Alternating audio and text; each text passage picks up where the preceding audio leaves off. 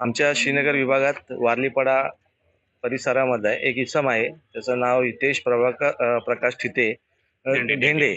तो त्याने आता एक 6:30 वाजता एक इंस्टाग्राम लाईव्ह केला होता आणि एकनाथ शिंदे आपले उपमुख्यमंत्री यांना ते शिव्या देणे आणि त्यांना त्यांच्या घरावरती गोळीबार करेल असं त्यांनी त्या लाईव्हमध्ये ठेवलं, पोस्ट केलेली आहे.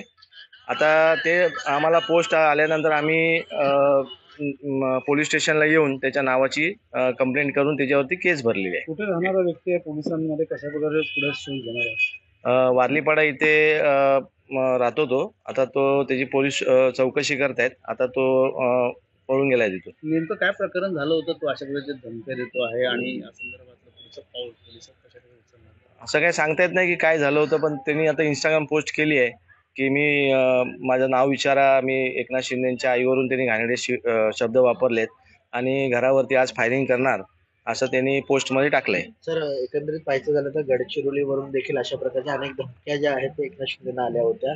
आता त्यांच्या सुरक्षेत वाढ करण्याची शिवसैनिकांची काय नेमकी मागणी? नाही, सुरक्षित वाढ त्यांची करायलाच पाहिजे, कारण त्यांनी एवढं जे काम करतात. आता ते काही लोकांना त्याचा त्रास होत असेल त्यांच्या त्या कामाचा, म्हणून आता काही लोक आता त्यांच्यावरती प्रसिद्धीसाठी म्हणा किंवा काही गोष्टींसाठी काही गोष्ट या फेसबुक किंवा इंस्टाग्राम माध्यमातून पोस्ट करत असतील. पण एकनाथ शिंदे साहेबांच्या सुरक्षेमध्ये वाढ होणे गरजेचं आहे, कारण त्याच्यासारखे मुख्यमंत्री असताना सुद्धा त्यांनी 2.5 वर्ष जे काम केलंय ते खूप लोकांच्या पोटामध्ये दुखत असेल. त्याच्यामुळे आता ह्या सगळ्या गोष्टी चालू आहेत. थँक्यू.